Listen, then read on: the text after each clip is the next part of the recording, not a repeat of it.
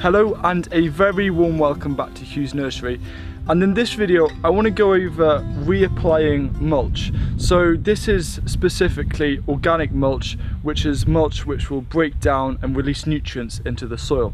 So a few weeks ago I did a whole video dedicated about using hay and grass in the garden as mulch, and I think it's really important though to spend a bit more time talking to you about reapplying mulch, because when should you apply the next layer of mulch after you've done the first batch? And I think it's important because we need to consider time efficiency and also the amount of resources you have at hand. So here are our broad beans, and they are doing really well. We did get black fly earlier on in the season, so all we needed to do was literally pinch off the top of the broad bean plant, and then that will prevent black fly from destroying your crop potentially. So we did put hay around this and it's good, looking really good.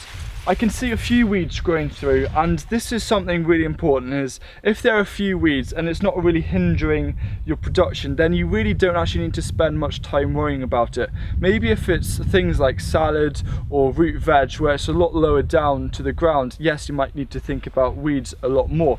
But here, these are growing vertically and the stems are reasonably clear. I can see a few things such as nettles growing through the hay, but there really isn't much, to be honest.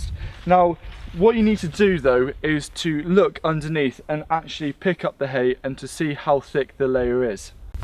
So I'm just gonna pick this up, and there's probably about 2 inches or 5 centimeters still worth of hay. I can see at the bottom it's beginning to break down now, and it's retaining a lot of moisture. There's a lot of moisture packed inside. We just had a thunderstorm, in fact, and so I'm reasonably happy with that. But there are some places where I can see some weeds growing through. So what am I going to do about that? So if I show you this area, it's a little easier to describe. We've planted the broad beans at equal distances here, and you can see they have bent a little, but they're reasonably tough, and we're not going to bother about staking them because we haven't had much wind problem. You can see there is a little bit of damage to the leaves, but honestly not fussed about that, because again we're not looking for the tiny little things to be perfectionist, because then I could spend my whole life trying to make things perfect. What I'm trying to do though is grow a bunch of food to feed our family. So you can see we've got some sting nettles through here and just some general weeds. So all you can do is you can either pull them out by hand, as simple as that. It's almost like the chop and drop thing. So you pull them out and drop them there, and then they'll break down as well, feed the ground. Or you can just get another bunch of hay and place it over the top of it and to continue building up. So what about other mulches if you're not using hay or straw? Well, something that has really inspired me is the work of Charles Dowding, where he simply uses compost as a mulch and reapplies it over the season depending on what he's growing.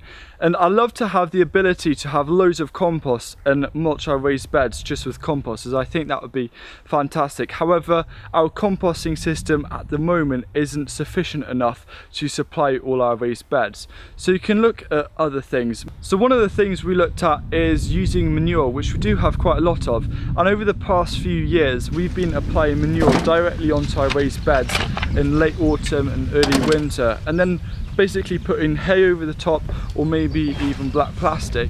And then what this does, it allows the manure to break down over the winter and allow the elements to really get at it, and the temperatures and the freeze thaw and all sorts of things like that, which breaks down all the organic matter. So come spring, you've got this really nice soil to work with.